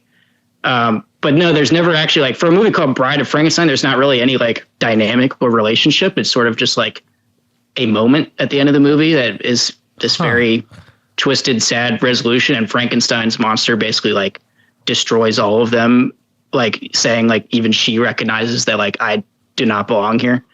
That sounds it's a very different thing. Yeah, and I do actually think, for as old as that movie is, it's like a very nuanced, interesting landing point for that movie. I'm on the high wire between you guys here. Like, there's the part of it where it's like you can look at it as the awakening for Elizabeth's character. Like, she sees Frankenstein and is like clearly just fighting the impulse that maybe she's been just containing all movie, which is sort of similar beneath the surface. But then there's also just the like flat out, like he took her out into the woods aspect of it that does feel a little bit like stomach turning. I can see both sides to this. I don't really like come down hard on it, nor am I like, this is a great part of the movie. They bang like 7 or 8 times. I mean, listen, I don't know. The weird part is her getting carried off for sure, but I mean, by the end, she's full on got the hair from the Bride of Frankenstein. So I don't know. I feel like I sound like Brett now, Josh, and you're looking disappointed at me. But dude, a lot of banging going on in this movie. Like, a lot of banging, and the movie gets super sexual. Like I said, like within a very little part, it's a sex romp in a lot of ways, where they're kind of like dancing around sex. The horniness is like a big tension underlying the movie, and then by the end, like everyone just bangs and I think separates because they're in ways Shakespearean. She falls for the monster because he basically forces himself upon her in a way that, like, whenever she told Gene Wilder no, he took her at her word and backed off. Well, that's a good point. It's pretty messed up. Yeah, well. But look, we got the scene of this Nazi in his wooden fist being like a battering ram for the front door of the castle. So it's all good. We're gonna battering ram right past this issue. Well, what's happening here, Film Dylan? While they're breaking in, what is the sacrifice Gene Wilder's making for his creation? Yes, I believe he calls it the transference. It's sort of his last ditch attempt at making this, doable for all parties involved, which is that he's going to essentially transplant some of his intellect into the creature, thereby, balancing him out, reducing his abnormal influences. Sort of a last gasp of hope to maybe make this like survivable for everybody while an angry mob rages outside. And this is where you get, again, sort of like the classic Frankenstein production design of just like random bubbling beakers and tubes and wires and machines. It's like, yes, this is the kind of stuff I like from a classic monster movie vibe, The town seems pretty satisfied with Raymond's dad's speech, Josh. Did you like he's a pretty good actor, actually. Young man here. Yeah, like the rest of the movie, people that are like giving him a positive outlook say that he's a mute. And on the other end, people are just freaked the hell out and run away. But here at the end, he speaks with like a clear voice. Yeah. You can tell what he's saying. He's eloquent. He's making people cry. Oh, yeah. Mm-hmm. And maybe that's all it takes to connect. Like, people don't think he's a monster anymore because he can speak and connect to them. Mm-hmm. It's good enough for the Nazi. It's good enough for the townsfolk. They all just sort of, yeah, all right. I would be the first to shake your hand. I guess. Is there actually more to it? Is there more to it? Like, I don't know. Like, he gets up and he's able to, like, converse and explain the situation maybe in a way that he hadn't before. I'm not sure. I just love the Inspector Kemp offering his hand in friendship, the same fucking robotic arm he's had the whole movie.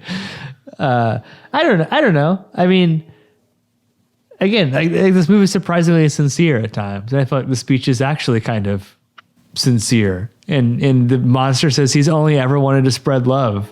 And if he couldn't, he would spread fear. And that's where we ended up here. Which is always a good motto. Here's the thing I want to do. And if I don't get that, I'll fucking kill you. The opposite. Yeah. Like, okay. You're good. You're good. Yeah. I don't know. It's pretty much near the end of the movie. I guess we see the monster now reads the Wall Street Journal and lays in bed and is in a loving married relationship, whereas Gene Wilder has now married his mistress Inga, and everyone seems better off, right? Like, Josh, what are you complaining about? Everyone's happy now. It's just yeah, but just to further my point from earlier, like the one thing that Gene Wilder gets from the monster is apparently part of his wiener size. Or dude, I don't really understand sexual that. prowess or something like it. Well, just say it specifically for those who haven't seen the movie in a while. It's like she says, "Well, you got half of his brain." Here's how I would discern it. Yeah, okay, yeah. Here's how I interpret it. Earlier, he has this fiancée. Okay. Who? What's her name? Madeline Kahn, Elizabeth. She's committing to him, but at the same time isn't attracted to him because he can't make her orgasm. Are they even having Frankenstein sex? comes along. She's grossed out by him, but guess what? He makes her orgasm. And at the end, the reason it's all okay is because Gene Wilder took some of the monster's orgasm making power out of him to make the Swedish girl orgasm. Well, Inga specifically Dude, I'm sorry to say that word, the O word, so many times. You said it as many times as possible. They start singing when they orgasm in this movie. You said it. Thinly veiled euphemism of orgasming. Yeah, that's what I'm saying. Well, yeah, clearly. But what I specifically don't understand is, like, Inga says, he got half your brain. What did you get? And he's like, and then they start going at it. Testosterone. I get us. Yeah. Raw energy, man. There's a lot of great movies that end with. I got some more Joe Grogan in me. Yeah. It's like more like the rhino pills from a gas station. Dude, I don't know. I mean, like, there's a lot of great movies that end with characters banging. Like it happened one night, and North by Northwest, and this. Like, a lot of good movies end with, hey, everyone's what they're supposed to be, and now they're going. Dude, his eyes are crazy. We're watching the end now. The zoom in on Gene Wilder's eyes. The only zoom in like that at all throughout the course of the movie. That's fast. Is that the ultimate male fantasy? It just all ends. Sweet mystery of life with some effing. Speaking of ending with some effing, you guys have any final thoughts for Young Frankenstein? I'll pull up my list. And we missed. Yeah, I'll jump in real quick. I don't think we gave enough love to Gene Hackman's brief scene in this movie. I think he is hilarious as the blind hermit. Some of those gags would probably be among the top in the movie for me, like him missing the soup bowl, or more memorably for me is him like proposing a toast and just like smashing Frankenstein's mug out of his hand. Dude, Frankenstein looks to the sky so defeated with his mug. Yeah, he like rolls his eyes. Why, God? Frankenstein monster knows sarcasm all of a sudden. He knows irony. It's true. Yeah, that was really it for me. I just wanted to give an extra shout out to that scene. And then I guess the other thing would be sort of the, we touched on it a little bit as well, but there's some like kind of cool themes in what is ultimately filtered through like a really goofy, spoofy sort of lens. Like, I like that they give the time and care to a plot line of like Frankenstein in denial of like who he is and like where he comes from, and like ultimately reclaiming like, yeah, this is who I am. This is what I can do with my life. Like, he can be proud of who he is and not like have to hide it.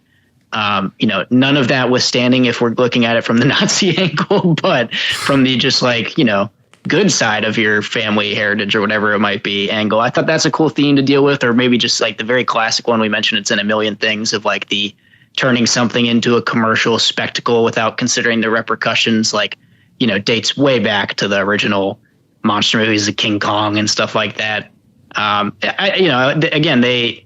You can tell Mel Brooks is holding this stuff like in a respected light of like, filmmaking iconography, like monster movie iconography, classic themes, but just filtering it through his goofball persona. So, and horniness. I guess basically shout out to those themes still working their way through, right?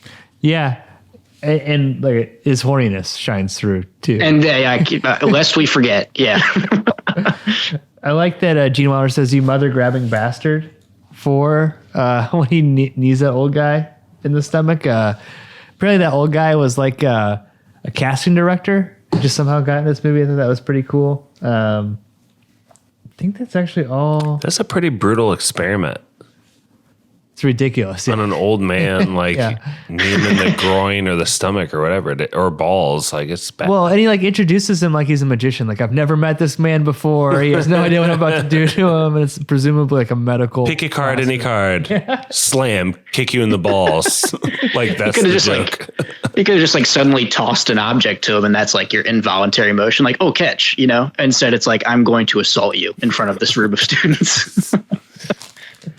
Yeah, I think that's pretty much all that I had. Can you just play the Abby normal clip real quick? It's the bottom left one, hopefully. Yeah, absolutely. Like, why? Set it up. Good one. It's this is I think one of the most famous lines from this movie. There's a lot of famous lines from this movie, but I think this shows the Gene Wilder range that he has from being a relatively calm guy to losing his fucking shit. So, would you mind telling me whose brain I did put in? And you won't be angry? I will not be angry. Abby someone. Abby someone. Abby who? Abby normal. Abby Normal. I'm almost sure that was the name. Are you saying that I put an abnormal brain into a 7.5-foot long, 54-inch wide gorilla? What? Is that what you're telling me? Wait, get it up. Wat? Schreeuwstellen, yes. See, like his voice has so much kinetic energy. Like he's so pissed and he's holding it back like with each word as it builds and builds and builds. And in that scene in particular, we knew that switcheroo happened. Yeah. So it's all just about watching his reaction to it. We're not learning this info. Right. Yeah. We're watching him learn the info. He says to Igor, sit down. And Igor like sits crisscross applesauce on the floor. He goes, no, sit in the chair. So let's get into yes or no. I'll go first. I don't know which of the Patreons suggested this, but this was a good suggestion by the Patreons. It's horny.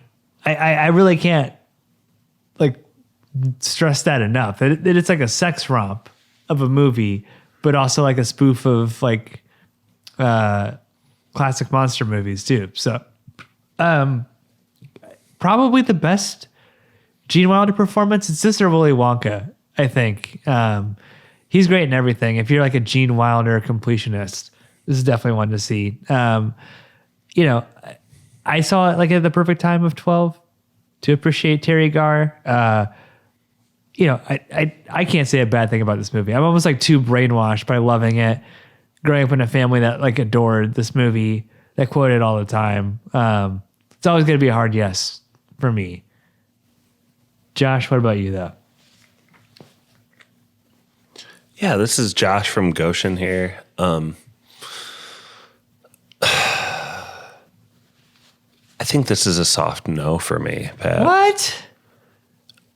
I don't think this is like something I would submit to like a coworker or friend and think they're going to have an awesome time. What? I'd be embarrassed. Why? Because the one scene? No, not about just it being problematic, but like...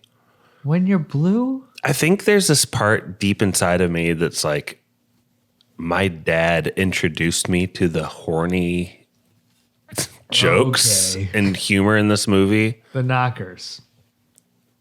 That's like a marquee joke from this movie, the knockers. It's such an eye roll. Also, side note, did this movie make up the word bags?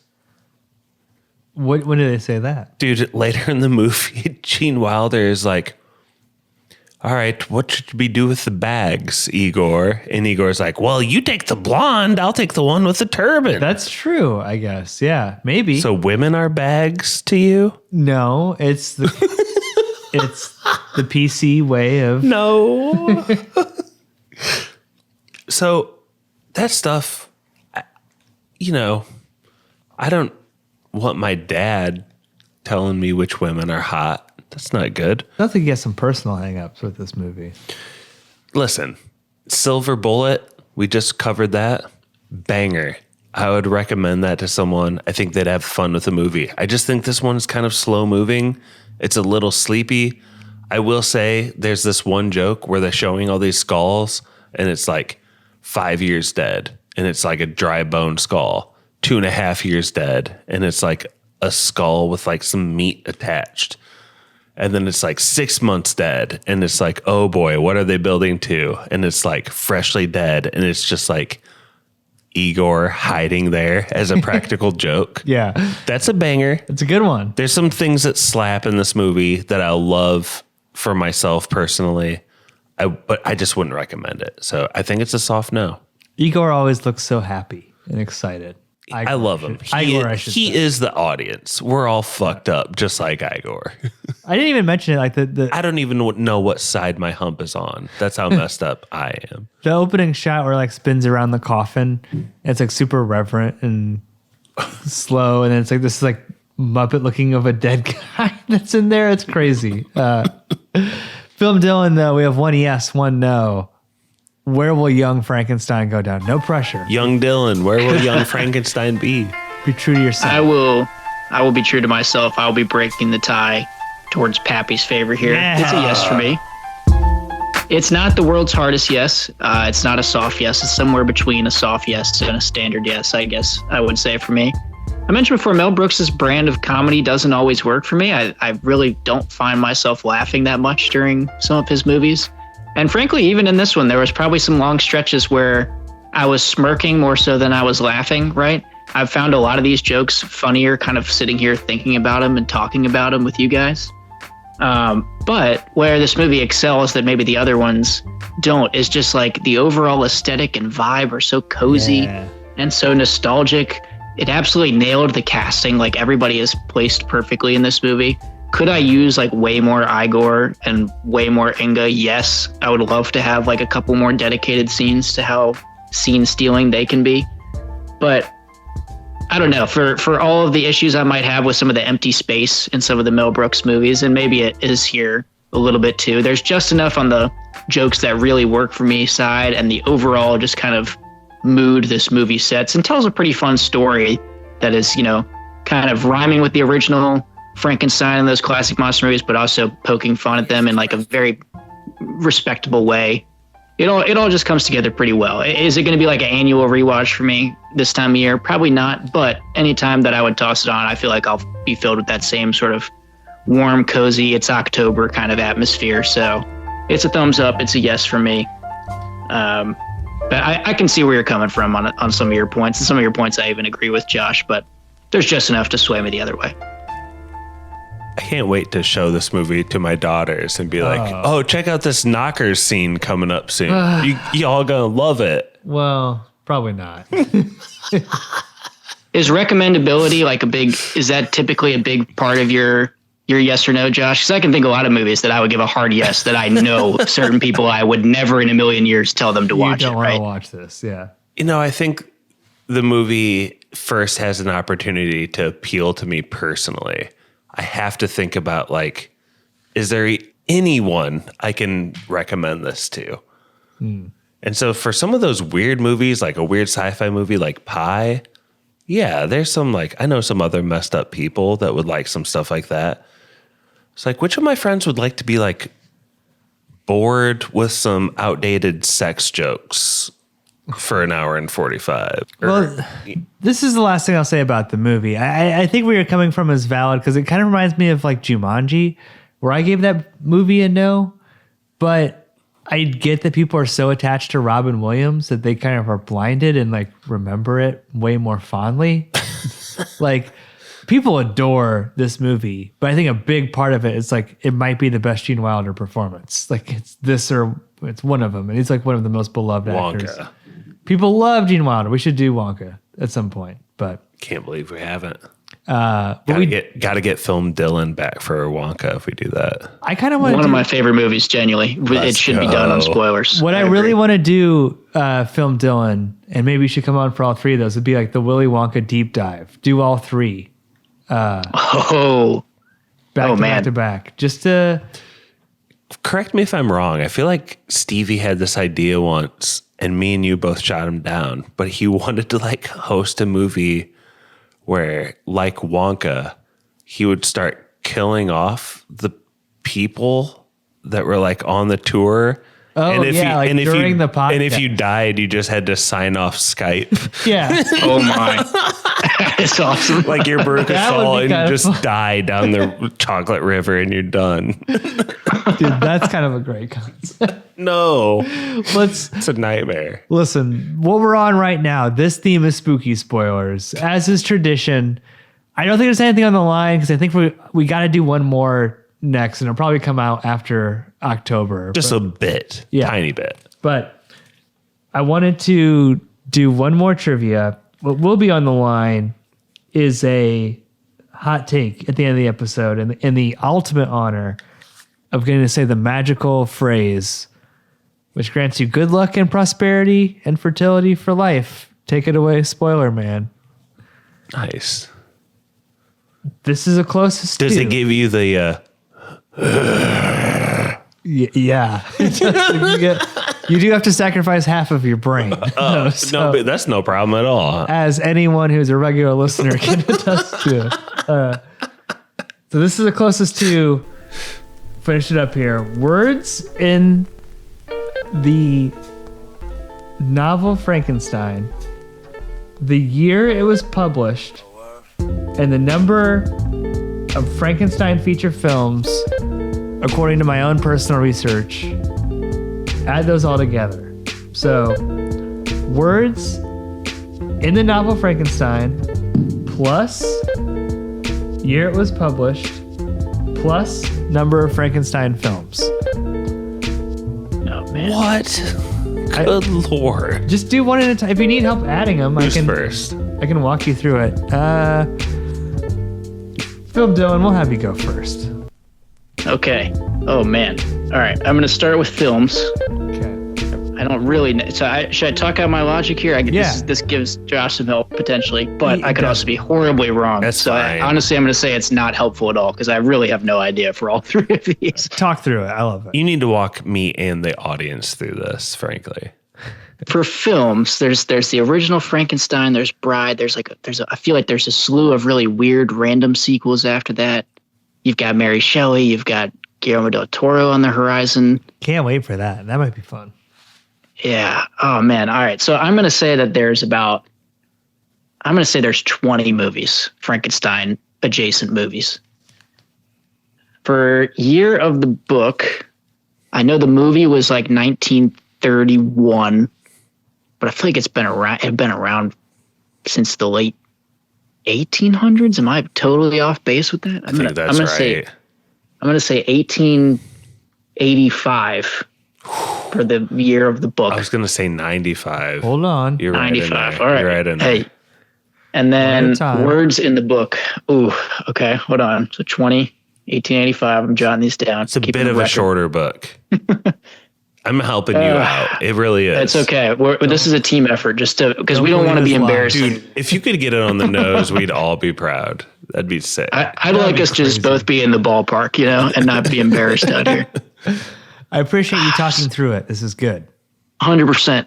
So words on a page times X amount of pages. I'm going to say it's like, 400. You think it's short. I'm going to say 300 page book times, I don't know. Times? Why do you got to do 4? times? Well, that's the amount of consulting interview before. That's the amount of pages, and then I don't know, 400 words a page. Is that terrible? 120,000. All right. So final answer, Pappy, is going to be 121,905, and we're going to hope to God I'm somewhere on the board, on the dance floor here. Josh, I would really prefer that rather than you just saying 1 over, 1 under, that you give us those 3 numbers. Yeah, we'll go in the same order as Film Dylan. Number of Frankenstein movies. Okay, and he said like 20. He said 20. I just think it's slightly smaller than that, so I'll say 16. Okay. So, I'm thinking I overestimate on that, Josh. I think that's a good move. So plus. Mm-hmm. Oh, sorry. The year in which Frankenstein was published. I said 1895, so I'll stick by that. Okay. And then the number of words in the novel Frankenstein. So I thought that was shorter. I'm going to just say like a flat 200. 200 words? 200 pages? Okay, sorry. No, words. Oh, what did Film Dylan say? He was doing math. He was doing pages times number of words on a page. Oh, so that's when he said like 120,000 words or something? He did say 120,000 words. Yes. No offense. I'll just copy that. That sounds like a good amount of words. So that's 121,911. Too soon. Absolutely insanely close guesses. So at the end of the day, no way. No, I mean to each other, not to the final answer. Okay. I was going to say, I don't believe we're close. So, I mean, ultimately, Josh, you got 6 over Film Dylan. I'll walk you over by the end of that? Okay. I'll walk you through these. According to Wikipedia, there are 420 feature films that my God. that feature Frankenstein. Yes. Nice. Frankenstein movies. This book was written in the year 1818, which was significantly earlier, so that kind of counterbalances. I'm way off. But what it all comes down to is the number of words. I think you may have overestimated the number of words on a page, Film Dylan, but you were still closer because there's only 74,641 words with a grand total of 74,878. Totally well earned. Like 50,000 off, but still closer. It's all relative, you know? It's all relative. Film Dylan. I know he was closer. Yeah. But here's what I was going to say for my hot take about ice. No, don't go for it. Film Dylan. By the way, before you go, I want to say this. Love the Cine Study Pod. Have always loved the Cine Study Pod. Fun times on the Cine Study Pod. But whatever you want to talk about, the floor is yours. And don't forget to say, take it away, spoiler man. I shall. Yes, shout out Pappy, one of the OG Cine Study supporters, a podcast that has become fewer and farther between in episodes as life has gone on, but that I still very much enjoy doing. We did a great Terminator podcast not long ago. We've done our top 10 movies of the 90s and of the 80s, so definitely go check it out. I'm missing some episodes right now in the ongoing war with Spotify that I know we're all fighting right now. But yes, fuck them. So exactly. Come on, Oscar. But I appreciate you guys having me on as always. Always super fun to hop on here. And thank you for also forcing my hand to finally watch this movie. I feel like every October rolls around, I'm like, I'm going to watch Young Frankenstein this year. And then I just like kick the can down the road a little bit longer for some reason. So anyway, I love how you just watched it too. That's fun. Like 2 hours ago. Literally, yeah, I had no time last week because like I'm going to ram it in. That's where the buffering on Internet Archive was scaring me because I was like, oh no, man, I timed this out so that it finishes like 15 minutes before we podcast. I can't have this right now. Yeah. So, all right, hot take. Let's see. I feel like I got to stay on sort of the October horror theme, right? And where I'm thinking of going with this is I think there's a very underrated horror movie that doesn't get nearly enough love. It gets love from the film going circles, but I think is far more influential than I think people realize. I even recommended it when you guys made your poll of what should be covered in spooky spoilers. A movie called Black Christmas, the original Black Christmas, 1970 something. Can't remember the year, but comes out before Halloween. and pioneers a lot of the stuff that Halloween would get the credit for being like the huge springboard for. And now, sure, Halloween was a much bigger milestone and success and stuff like that. But the opening of Halloween with its very infamous tracking shot from the POV of Michael Myers, that's literally the opening shot of Black Christmas. Is there something that does it before Black Christmas? Maybe. In my film knowledge, there could be something that's escaping me. But so many of the great slasher tropes are right there in Black Christmas, one of the coolest, most atmospheric, genuinely creepy and unsettling horror movies of that decade. Of my personal favorites, it's right up there. So I just think people need to check that out. If you love Halloween, check out the other holiday-related horror movie that sets a lot of those tropes that Halloween gets the credit for. Still love Halloween, one of my favorite horror movies as well. But I guess that's my hot take. Go give Black Christmas some love. It deserves it. And anyway, thanks again, guys. And with that, take it away, Spoiler Man.